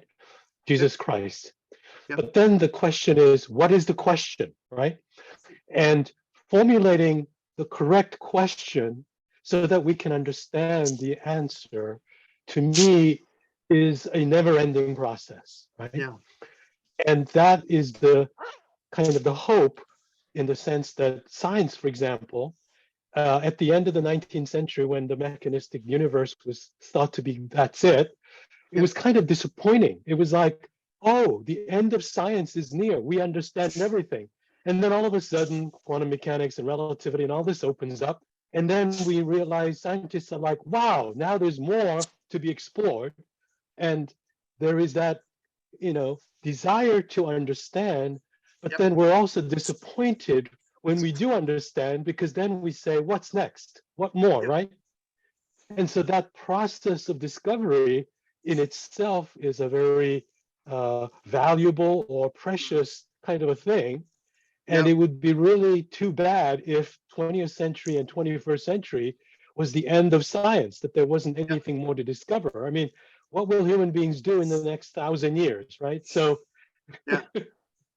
Good. so I think that's what I think is. No, I think that's very helpful. I think it's very, very insightful. And the loss of our humanity at some level, I mean, to say if humanity is going downhill, as you're pointing out, it's because we're losing something of that, which is critical. And that historically, the Christian faith has been part of the very engendering in humanity this curiosity that Torrance and others will say gave birth to science. Harold Turner, who's a New Zealander, wrote a book on the history of science and talked about the other world religions and what was missing in them to allow for what became science as we know it, even in our contemporary context. The other thought that came to me as you were talking there is that the opposite of curiosity is prejudice. Prejudging something based on a fixed idea in your head, that once you believe that is the case, then you will be against all that you judge to be other than, and there will be no more curiosity to say, I mean, choose, a race, a gender, an age. If you think all people who are over 60, are out of touch, then your prejudice will keep you from the heuristic process of discovering this person and what they have. If you think all women should be in the kitchen and, not doing dentistry, my wife was a dentist. So if you think women shouldn't be dentists because that's, that should be a man's job, then you will not go to a woman dentist. You'll miss some of the greatest dentists that there are. So anyway, whenever we think we need the truth, which in my first face-to-face book, I said, when I teach on the doctrine of sin, I usually begin by saying, the simplest definition of sin is somebody needing to be right. Because once you're right and somebody else is wrong, you have made yourself the Lord of the situation, and the other person has been excluded. Their voice is no longer heard. So being right is a self-centered prejudice against everyone else who disagrees with you. And if they agree with you, that's fine, but it's you that's all important there. So the doctrine of sin, where you are all important, that is what sin looks like. But it's become almost a religion today, that everyone having their own truth.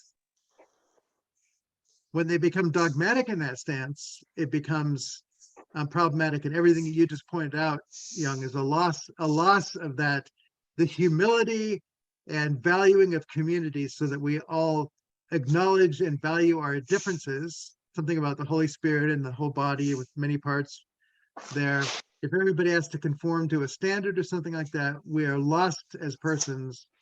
And everything that you just pointed out is this future that's boring. Everybody is prejudiced against everybody else, and there's nothing to discover because everybody thinks they're right. Todd's unmuted. Before I speak, Todd is unmuted. Todd, what do you got there? Oh, if this is, I don't know if this is helpful at all, but I read this article. I didn't read it this time, but I read it almost right after it first came out, right when Torrance sent it to Zygon, I believe. And I don't know if this is worth anything, but at that time, I was amazed at how much Torrance emphasized Polanyi's personal piety, that he was motivated in his worship of the risen Christ, and that actually was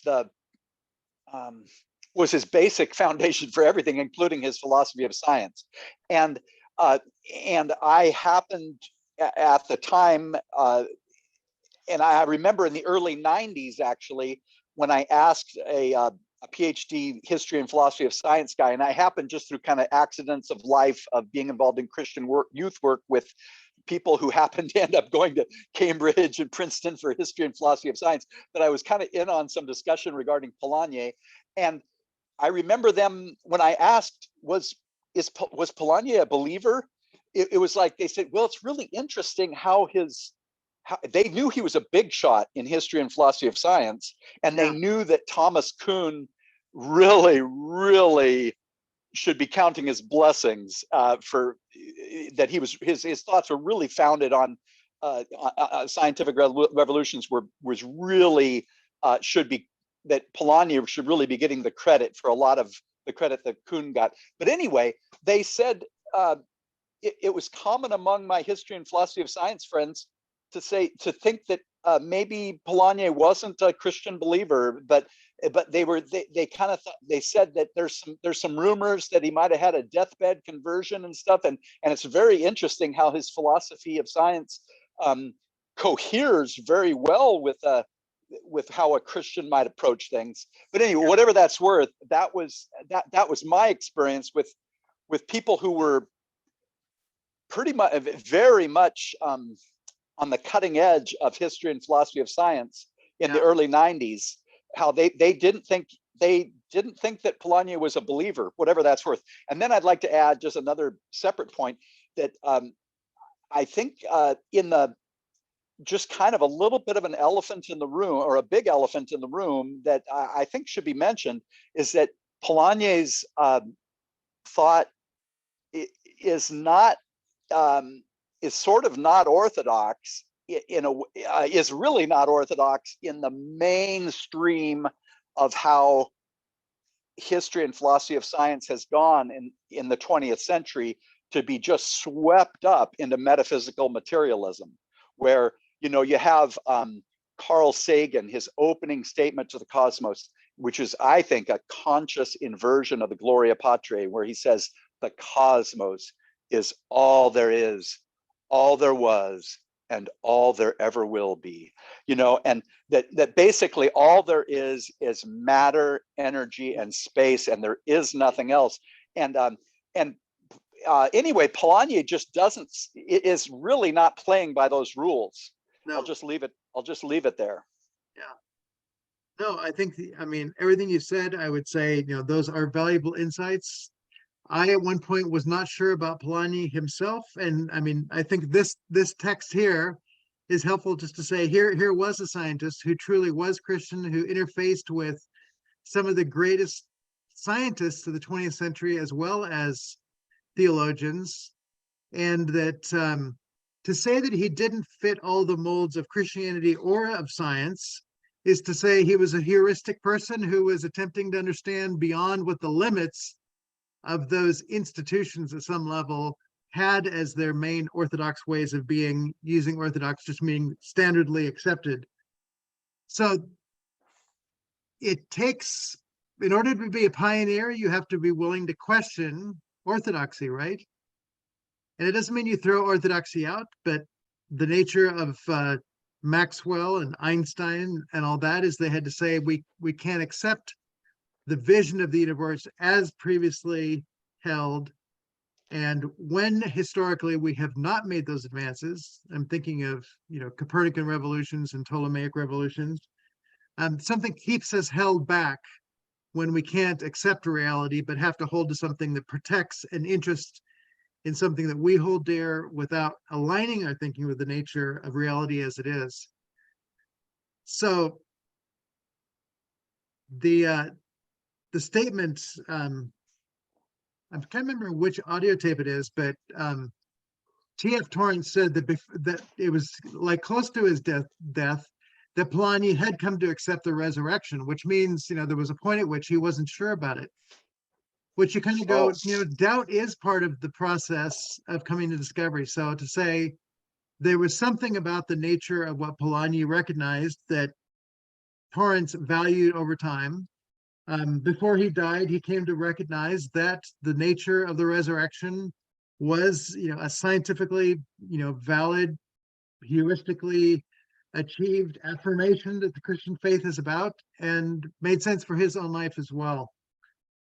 So to say you can't put Polanyi in a box, he is a person on a journey, and maybe that is to say to be a heuristic person is to be a person on a journey. And T.F. Torrance's journey was impacted by that journey as well. At the bottom of 27, where he talks about the tacit dimension and the whole movement of opening up interest in a meaningful world, which could resound to religion, that's the third line up, that there is this sense, you know, when I think about the whole question of, you know, what does a mission to the contemporary world look like? At some level, there has to be a restoration that there is meaning that is worth holding on to, right? If it's just everybody's meaning, then there is no meaning. And part of the, you know, the validity of the Christian faith and of science is that there are meaningful starting points from which we begin to understand the world and our place within it. And the nature of the Christian faith is that the world is created, cared for, sustained, and we are called to operate within it in a way that's consistent with that. And we care not only for the world, but for one another as those created in the image of God, and that reflecting, continuing on with that is an appropriate thing to do. And whenever we simply categorize people into, you know, groups of, you know, age, sex, gender, whatever, we're taking an Aristotelian turn and just viewing things through lenses of boxes, and those boxes at some level stand against what it is that Polanyi and Torrance are attempting to do and calling, I think, the Christian faith back to. And so Torrance himself said, you know, I'm more than anything, I'm an evangelist of theologians and ministers, science as well, but, you know, to get them to recognize the wrong-headed way that the faith goes when everything is about putting people and doctors and such into boxes, that is profoundly problematic and loses the real meaning of the life of God. And at the top of 28, when he talks about the two books that Polanyi wrote in this period where he's really beginning to pursue an understanding of Christian worship, Science, Faith, and Society, which is, it's another little book. It's a good book for a brief introduction in Polanyi's period of really coming to faith, a searching examination of the meaning and nature of scientific inquiry. But it's also, by virtue of the word faith being the second word in there in society, you also can recognize he was asking the question about the nature of what it means to be people of faith in the light of that. And The Logic of Liberty was the other book. This one is thicker. And so again, the whole nature of what does it mean to have science, but also the nature of science as it engages the world. So there are chapters on scientific convictions, but also academic freedom, self-governance of science, so it's not being dominated, science and welfare. So now he's moving into social questions, the perils of inconsistency. So that's the whole corrective process, the span of central direction, dealing with the nature of the world and where it's going and how we live in the light of that. Prophets and polycentricity. Again, the whole nature, he's thinking of the social dimensions of how we think scientifically and the way that plays out. Chapter 10, the manageability of social tasks, which again, he was very resistant to communist and Marxist ways of thinking. So again, he's thinking out of a Christian worldview and beginning to critique the scientific and social aspects that he had grown up under in ways where his faith was reshaping where he thought the world needed to go in the light of those things. Could I read a quote? This is something where I was speaking about the materialist superstition, and here is a quote that kind of puts a thumb in the eye of the materialist superstition. It's Michael Polanyi talking about DNA, and if you remember, DNA, the information in DNA is from the specific sequence of nucleotide bases, but in the unique structure of DNA, the nucleotide bases are not attached to each other in any way, and so there's no physical basis for the origin of that information. Just like if you saw on a printed page the word information, the ink, the chemistry of the ink and paper explains how the I is there and still is there and still is the color black, et cetera, et cetera. Yep. And you can explain why the N is next to it but you can't explain why the N is next to the I and not the R.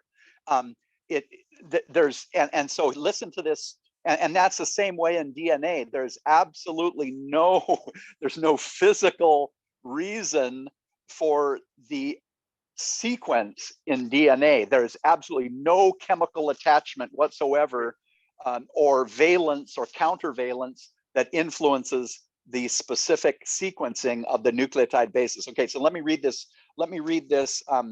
This amazing quote from Polanyi back in the 60s, which frankly, Richard Dawkins would never make this quote, okay? Here it is. The information in DNA could no more be reduced to the chemical than could the ideas in a book be reduced to the ink and the paper. Something beyond physics and chemistry encoded DNA. So the information is not from physics and chemistry, it's from someplace else. Right. And that really is something that you still never hear in basically the mandarins of science today. Right. Right. John Lennox of Oxford, when in his debates with Dawkins and such, talks about the nature of information systems and what you just described. DNA is an information system, and we talk about selecting and mutation and all that, but it doesn't say where the original information system came from to be mutated. And so at some level, it's a false argument because it's merely taking adaptation at a much later stage and turning a blind eye to the fact that there's an information system in the first place that had to have this many kinds of kinds, to use kind of the Genesis statement, he created them according to their kind. So you're just playing with the outcome and not the origins at some level, and just basically missing the point. So he's picking up on the point you're making, which is, it's a good point. And again, the whole nature of Polanyi and Torrance's work, I think, is to say there are questions that science has not been willing to ask at some level, because it could mean a taking away of the authority that they have enjoyed, and that in some ways, science for many people is losing its authority. there was a time when the church held the priesthood, and then science took over. And for years, has science proved this? Is it really true? Is the kind of thing that one would say. But even science in this modern age of COVID and all that is losing it some ways. My stepson one day to me said, I love Eminem. He gives me the truth. And it's like, the truth? A rock musician gives you the truth? He says, yeah, he tells it like it is. And the more I've thought about it, the younger generations look to the arts, movies, music, to give them truth. If they want something that really resonates to them as true, they're going to look to the arts. So the artist has become the priest of the modern world, and the nature of what appears on TV and screens and wherever they listen. In a sense, that is where the shaping of minds as to what resonates as real is coming. So they have become or are becoming the new priesthood. And the church has not done a very good job of having music that, music, you talk about Mozart, Beethoven, Bach, the church had a good part in creating music that shaped the church. Hymns are not insignificant in the shaping of a part of a history of Christianity. The nature of chants in the life of the church and the way those things integrate into one's being and resonate and what they do. We lost the place of something that was profoundly shaping, and we haven't paid attention. So contemporary Christian music is generally, boring, redundant. There are some songs that are good. I hear some like, wow, you must have read Karl Barth. I can hear something here that reflects actually some theology, but it's often the exception rather than the rule. So we still have to deal with science. It still has a voice. The church has lost so much, though, but I think what it is that Polanyi and Torrance are giving us here is to say, we do need to go back to this curious attitude to reaffirm some things that are axiomatic, which DNA taught is one of those things, to say, these are things for which we have no better explanation than to say that the God that created the universe deals in the fine details, even of our DNA and the subatomic particles that make up reality, though it is bigger than our minds can comprehend, and maybe so it should be. I think, to me, the value of Michael Polanyi is that he is reacting against the logical positivism of the early 20th century, right? The material reductionism that entered science and basically robbed it of the deeper meaning of the personal dimension. And so what Polanyi is trying to do is to recover the personal without losing the universal, right? And that is the fine line. And because science in the 20th century has become so reductionistic, people, the average person, does not get any meaning from it anymore, right? Yeah. When you hear Richard Dawkins talking about the gene, selfish gene, etc., it doesn't speak to one's existence. It doesn't answer any question of our needs that young people today have. And so I think, to me, Polanyi brings that back without dropping into the subjectivism of everything is true because you feel it, right? Yep. And what I would be interested in is how much is Torrance affected or taking that into his theology?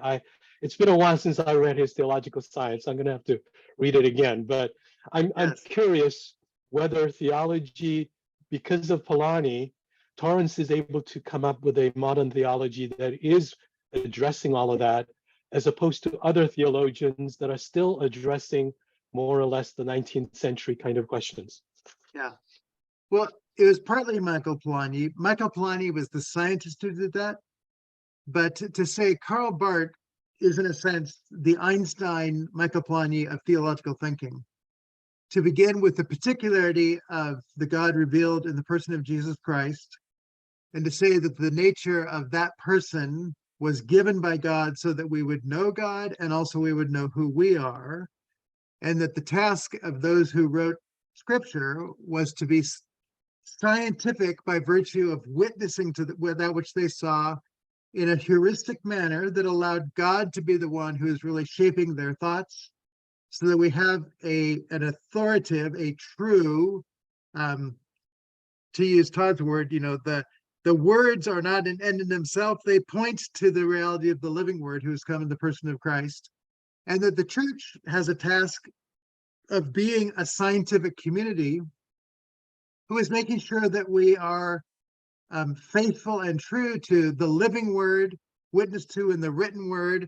And so the opening statement in the church dogmatics, page 1, line 1, idea 1. As a theological discipline, dogmatics is the scientific self-examination of the Christian church with respect to the content of its distinctive talk about God. So God is the living one. The talk is the language both of scripture as well as what the church does. And the task of everything he's going to do after this is to scientifically, and this is a Polanyi and Torrancian sense of scientific, is to look, are we being true to the God revealed in the person of Jesus, witnessed to in scripture, so that what we are saying in the church, what we are living in the church, lives from that center. And so Polanyi helped bring language, the language of indwelling, that's not Torrance, that's very Polanyian, to dwell within the story of scripture, to dwell within the person of Christ, takes us in a richer, deeper scientific understanding that, as you're pointing out, leads into theological work, but not in a way that those who have attempted to form doctrines of statements that we speak in the church and hold as beliefs that become kind of propositional. And then, as Todd points out, the words on the page, you memorize the words on the page, but you can't hear or see what they're pointing to, or hear them as an address from the living God to us that calls for a response. And that's what Karl Barth really opens up, is that this is a living God who is addressing us in the person of Christ through scripture. And the church is that living scientific community who awakens in us the wonder and delight of responding to this one who has come and who still speaks. And that we are then called to be scientists. And again, it's just hard to get this in churches today. They don't think of themselves as scientists. They, say, I don't understand the creed, but they tell me to say it, so I will. And that is the loss of wonder, right? And so what you're pointing out with what it is that Torrance and Polanyi are doing, it is in a sense an awakening to wonder, which scientists, my dad was a scientist who left the church because he felt that what he had studied in science had better answers than what he had heard or seen in the church. And again, my life in some ways has been shaped by answering the question, is there something deeper here that you missed? And he died before I could, fully unpack that all for him. But he got caught in a cul-de-sac of his mind, a science that kept him from the wonder that I think Torrance and Polanyi are attempting to reawaken, and that really is one of the calls of the contemporary church, is to not just teach doctrine, but to really reintroduce a sense of the wonder of the God who speaks. And I think that the move towards Trinitarian thinking, if done well, can do that. The nature of Jeremy Bigby's work of theology through the arts, that really allows the arts to be, somewhat of a correlate to Todd talking about what's on the page, but to say what's on the page isn't giving us all that we need to see those words doing for us. They're pointing to something. And so the arts, which can include music and it can include movies, they can be a means for people to be engaged in a way where God speaks through it. I have heard some people talk on theology in the arts, and they begin in the wrong direction. Everything Torrance says not to do, let's look at this movie and see if we can find God in it. And so that appeals to the human making something up, which Torrance, of course, calls mythology. I think I see God in this. That feels godlike to me. Is just appealing to your own sensibility about what God might be like, and not listening to the nature of who God says God is. So my theology, my hyphen theology is mythology, right? And again, Torrance, actually I heard it first from James Torrance, the statement of Athanasius of Arius to mythologize, you are mythologizing, you're not listening to God, you're simply projecting your thoughts onto God. I mean, that was JB's interpretation of the great divide. Are we doing theology or are we not?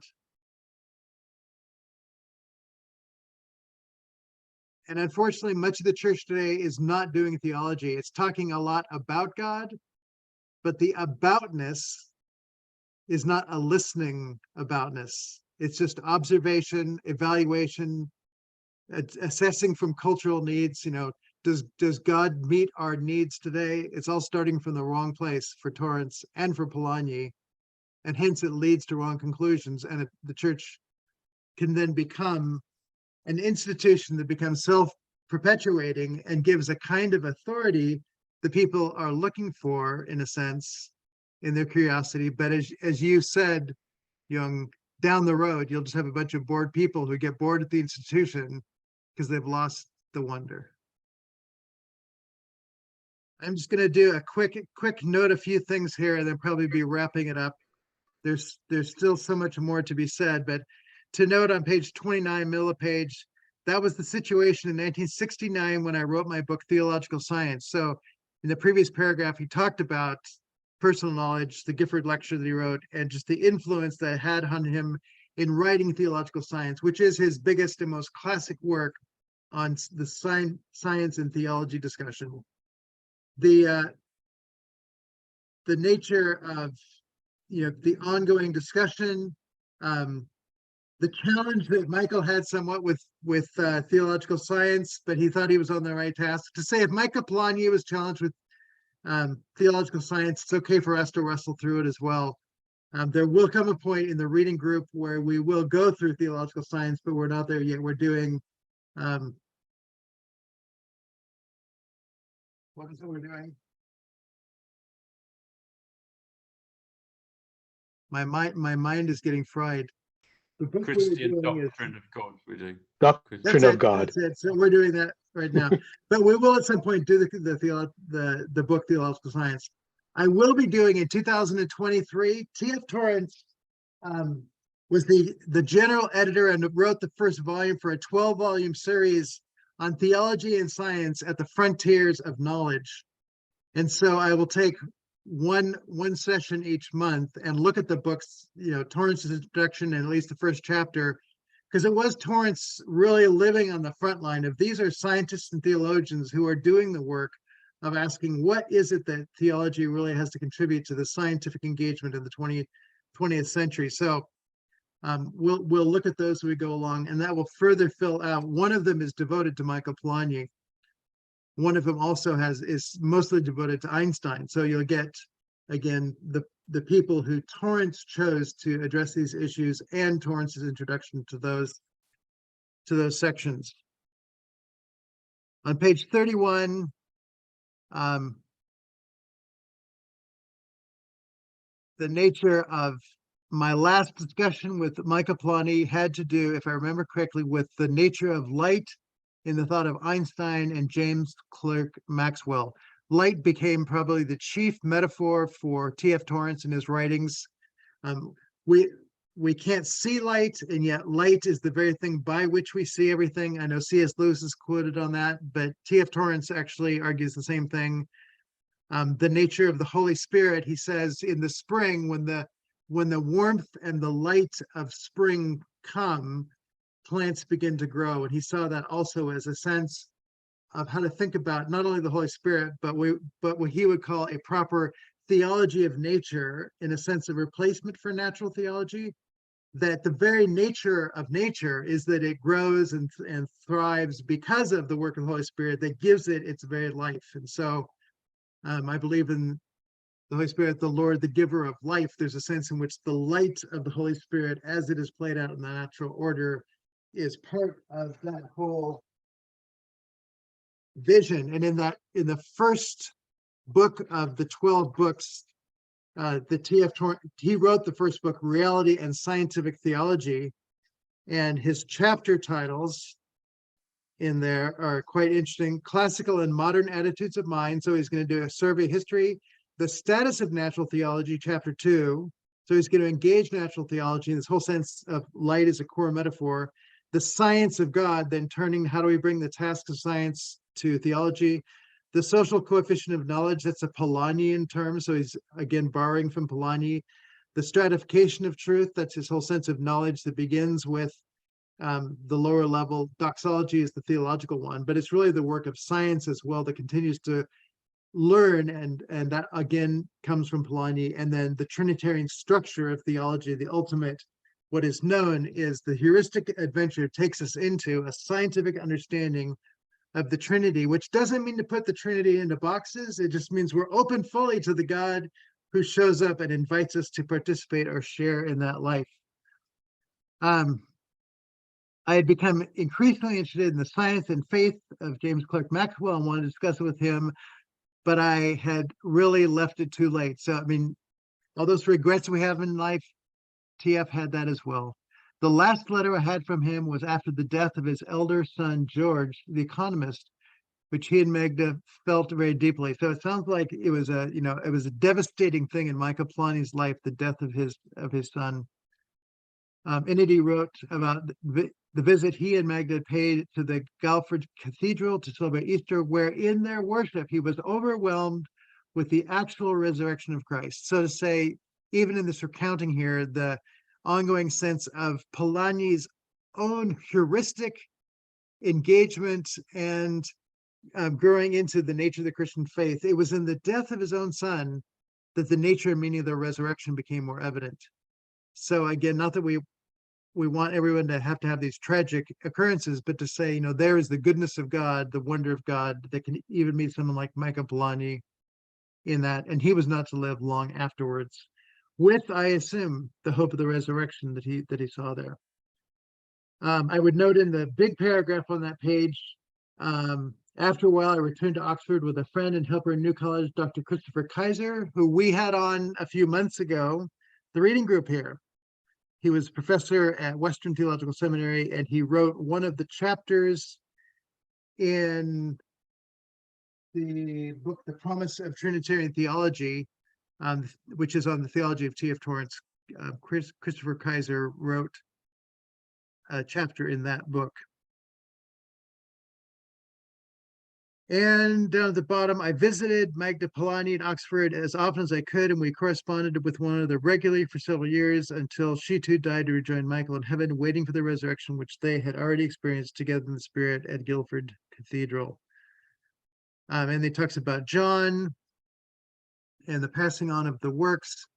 There's some debate when I've talked to Polanyi scholars as to whether or not this happened, but I have no reason to doubt that the way that T.F. Torrance recounts this is how it happened. So John, I don't know anything about John really. I don't know if he's still alive or anything.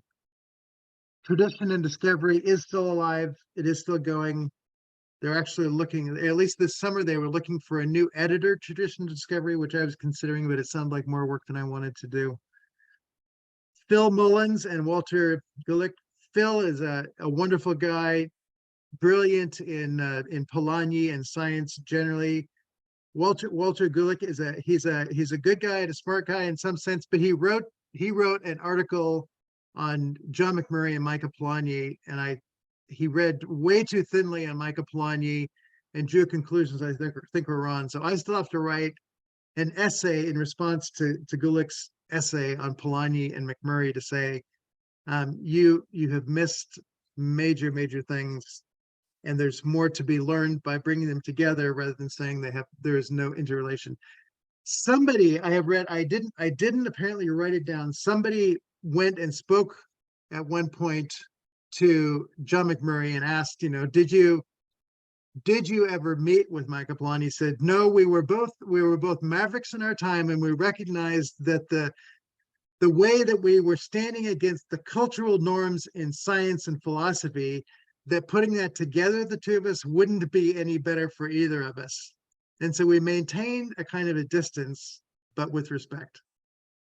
And so I like to just maintain that sense that for Torrance, Polanyi was clearly one who he didn't maintain a distance, became quite involved, and that sense of connecting and building the community really requires making those connections. In the end, McMurray is the one that I think really lost out on the visibility that appropriately might have been there. So that my work has a lot of bringing McMurray back into the limelight, which is why I wrote the article on the influence of John McMurray and T.F. Torrance in the Scottish Journal of Theology, just to say it's all over the place here, even though his son Ian disagrees. But all of Ian's arguments are basically, I never saw him really like John McMurray. But if you look, for example, in the Christian Frame of Mind, T.F. Torrance says, I look to my two senior mentors, Michael Polanyi and John McMurray, in the Christian Frame of Mind. So I still hold that really to understand T.F. Torrance and the depths of the rootedness of what it is that's going on in what comes to him, the whole science of theology, that you need to understand both Michael Polanyi and John McMurray. And Karl Barth, which is where I'm writing the book series, Karl Barth's Church Dogmatics for Everyone. So anyway, that's probably enough for today. Does anybody have any final thoughts, questions, comments? I didn't know that you were so. Go ahead. I didn't know that you were such a Polanyi scholar as well. I discovered Torrance and Polanyi independently when I was in college. Okay. And then I was so surprised when I heard that Torrance was the literary executor of Polanyi. It's like, Right. wow. So, yeah, those I are am two of not my as good with favorite Polanyi authors. as I am with McMurray, though I've been reading Polanyi for years. And you can see that, my personal knowledge here is those are largely notes in preparation for, yep, there you go. Those are largely notes in preparation for writing that article in response to Walter Gulick's statements on John McMurray and Mike Polanyi's relationship. So I'm attempting to bring to clarity the issues as they appear in the books, but Polanyi's he's not an easy read, and that's why I think it's great to start with Drusilla Scott's. And I actually find this a really nice introduction to his life too, that if you can get it now, you can download it as a digital download from Mars Hill Audio. Tacit Knowing, Truthful Knowing. When I ordered it, this is how long I've had it. It's cassette tapes. And T.F. Torrance was alive then for the interview, so. Well, good. Well, thank you all for showing up here today. Next week, I think, is office hours, which means you bring subjects. We'll talk about whatever you want to talk to. It's intended to be an open forum where really the things that people are investigating or wish they could investigate, would like to know about resources, would like to pursue questions of definition or argument. It's creating a space for all that. So I come with nothing to the table except a willingness to engage the conversation. So thank you all for being here today. Many blessings on you. Thank you. Thank you.